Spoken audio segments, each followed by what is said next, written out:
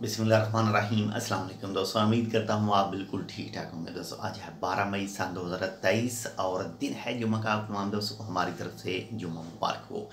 तो दोस्तों आज की इस वीडियो में मैं आपके साथ एक इन्फॉर्मेशन शेयर कर रहा हूँ और इस इन्फॉर्मेशन का ताल्लुक है खारजियों की गिरफ्तारी के हवाले से। और इनको गिरफ्तार किया गया है, 30 से ज़्यादा लोगों को गिरफ्तार किया गया है और गिरफ्तार किया गया है जी अल वस्ता गवर्नरेट से। तो आज जुम्मा है, आप तमाम दोस्तों को हमारी तरफ से जुम्मा मुबारक हो और अल्लाह ताला आपकी तमाम नेक ख्वाहिशात इस जुमा की बबरकत से पूरा करे और जो भी इस दुनिया से जा चुके हैं अल्लाह ताला उन सब की मग़फ़िरत करे। और जो भी इस वक्त बीमार हैं, चाहे किसी भी बीमारी के मरीज़ हों, अल्लाह ताला उन सबको जल्द से जल्द शिफा याब करे।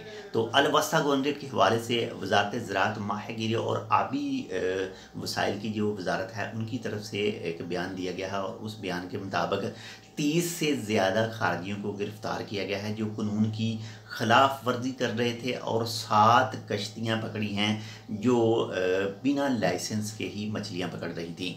अल वस्ता गवर्नरेट की 2 वलायत, एक तो माहूत वलायत से और दूसरी दुक्कम वलायत है, इन दोनों वलायतों से मुख्तलिफ जो हैं वो पकड़े गए हैं। अगर महूत की बात करें तो महूत से 24 यानी 24 अफराद को गिरफ़्तार किया गया है जो कवानीन की खिलाफ वर्जी कर रहे थे। और इसके बाद में अगर वलायत दुक्कम की बात करें तो वलायत दुक्कम से 12 अफराद को गिरफ़्तार किया गया है, यानी 12 पर्सन को गिरफ़्तार किया गया है। और इसके साथ ही अगर बात करें कश्तियों की तो 7 कश्तियों को पकड़ा गया है जिनके पास मछली पकड़ने का लाइसेंस मौजूद नहीं था और वो मछली पकड़ रहे थे। और ये जो 30 से ज़्यादा लोग गिरफ़्तार हुए हैं ये भी अनलाइसेंस थे, इनके पास भी कोई मौजूद नहीं था लाइसेंस वगैरह। तो इनको पकड़ा गया और उनके ख़िलाफ़ जो कानूनी कार्रवाई है वो होगी। अगर ज़्यादातर बात करें, ज़्यादातर देखें जो मछली पकड़ने के जुर्म में पकड़े जाते हैं, जो कानून की खिलाफ वर्जी करते हुए पकड़े जाते हैं मछली के हवाले से, तो वो ज़्यादातर जो केस सामने आते हैं अल वस्ता गवर्नरेट में आते हैं और उसके बाद में कुछ जो थोड़े से आते हैं वो आते हैं तफार गवर्नरेट में।